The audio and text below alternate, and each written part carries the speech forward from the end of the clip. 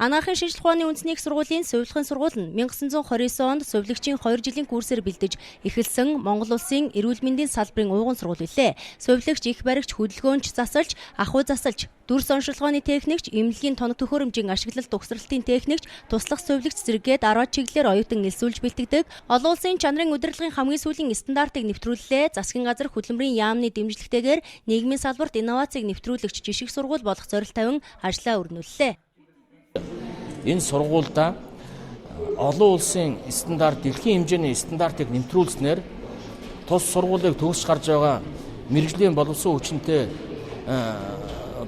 хүчин олон улсын хэмжээнд мэрэгжлийн өндөр ур чадвар боловсролыг эзэмшнэ гэдэгт итгэлтэй байгаа.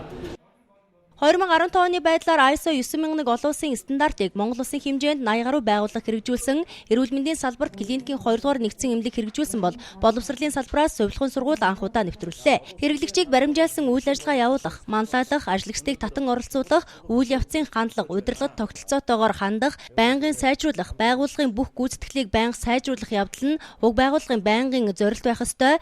Шийдвэр гаргахдаа бодитойгоор хандах, нийлүүлэгчтэй харилцан ашигтай харилцаа тогтоох зэрэг 8 зарчмыг өдөр тутмын үйл ажиллагаа удирдлагадаа бүрэн нэвтрүүлсэн байх шаардлагатай болжээ.